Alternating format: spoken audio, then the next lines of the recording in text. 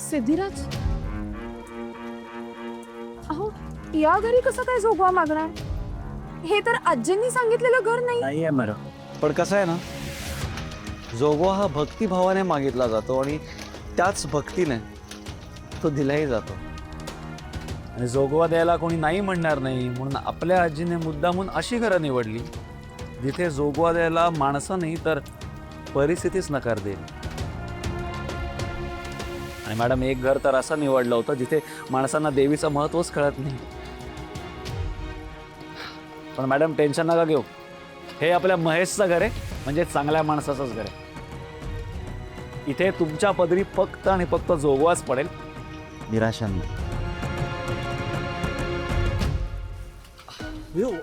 सिद्धू, तू वहिनी तुम्ही इथे? अरे मगाशी फोनवर का नाही बोललास मग तू येतोयस ते? अरे तुम्ही इथे काय करताय? आत या ना, आत या, महेश please. महेश महेश आधी मला सांग, आपलं काम झालंय का? हा, ते चालू आहे का? अच्छा, म्हणजे त्याची सुरुवात तुम्ही माझ्या घरापासून करणार आहे? अरे तुम्ही इथे काय करताय? तुम्ही आत या ना, प्लीज प्लीज. आता आत नाही येता येणार, आम्ही वेगळ्या कामासाठी आलो.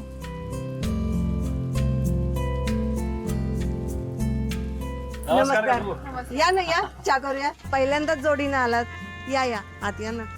नाही काकू, आम्ही आता आत नाही येऊ शकणार आणि चहा वगैरे काहीच नको. नवरात्र चालू आहे ना, कडक उपास आहेत आमचे. सिद्धू, अरे वहिनी तुम्ही दोघंही पहिल्यांदाच आलात यार. तुम्ही या ना आत प्लीज. अरे ठीक आहे भैया, एवढं काय. आणि काकू, पुढच्या वेळी आम्ही नक्की येऊ आणि जेवायलाच येऊ आम्ही, ओके? आणि मॅडम, काकूंच्या हातची झुणका भाकर एक नंबर असते, तर ती खायला येऊच आपण नक्की. हो. अहो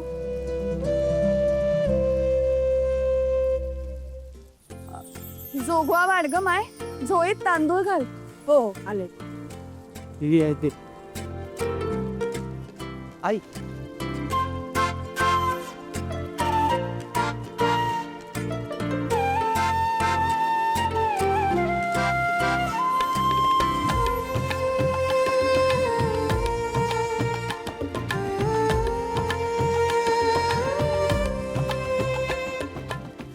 नमस्कार. नको नको राहू देत.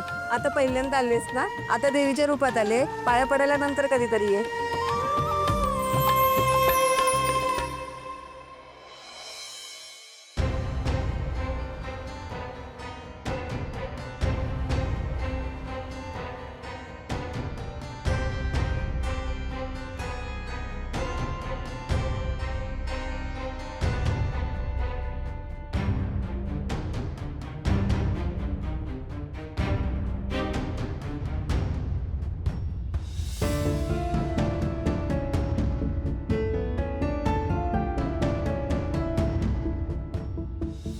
वा, काय रेणुका, फार पुळका येत होता ना तुला तुझ्या सुनीचा. काय तर म्हणे नवरात्राची जबाबदारी ती समर्थपणे पार पडेल.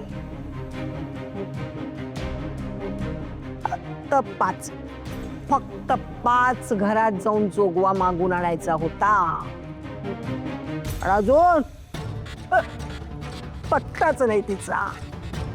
आत्ता इतक्या संध्याकाळच्या आरतीची वेळ होईल, अजून नैवेद्याची तयारी नाही. मी तुला एक सांगते रेणुका, या वर्षी नक्कीच आपल्या नवरात्रात मिठाचा खडा पडणार. त्याची काळजी करू नको सज्जी.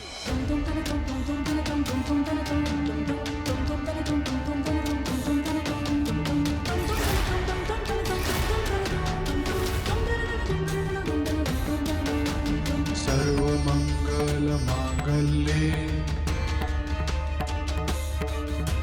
शिवे सर्वार्थसाधिके.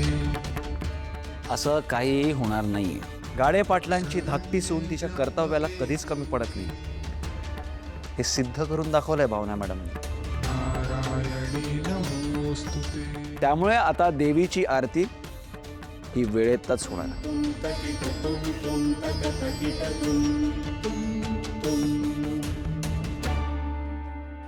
काय झालंय भावनाला? अगं आई, जोगवा मागताना त्यांच्या पायात काच घुसली. काय ते अनवाणी फिरत होते ना, म्हणून. थांब, मी हळद घेऊन येते. थांब रेणुका, आधी तिला विचार, जोगवा आणलाय का नुसतीच 5 घरं इकडून तिकडं भटकून आरतीची वेळ झाली म्हणून आली?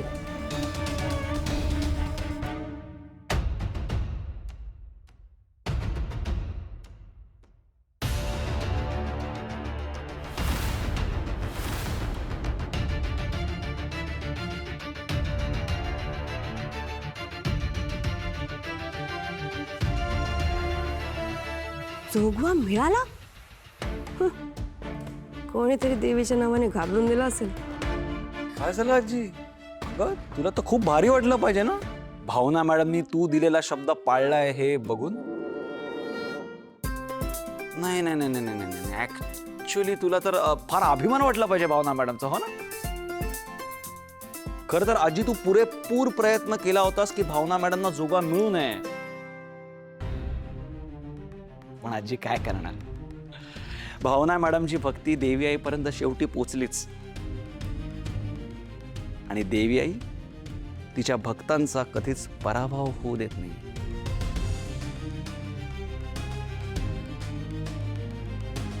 बस बस, जास्त चुरू बोलू नकोस. चला ग, नैवेद्याची आणि आरतीची तयारी करा. मी जरा तयारीचं पाहते. बरं चल आज चल. तुला ह्या तांदळाची खीर करायची आहे नैवेद्यासाठी. हां, पण आधी मी तुला हळद लावून देते.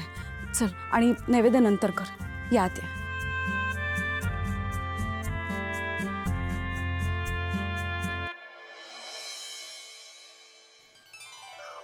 सावकाश आहे.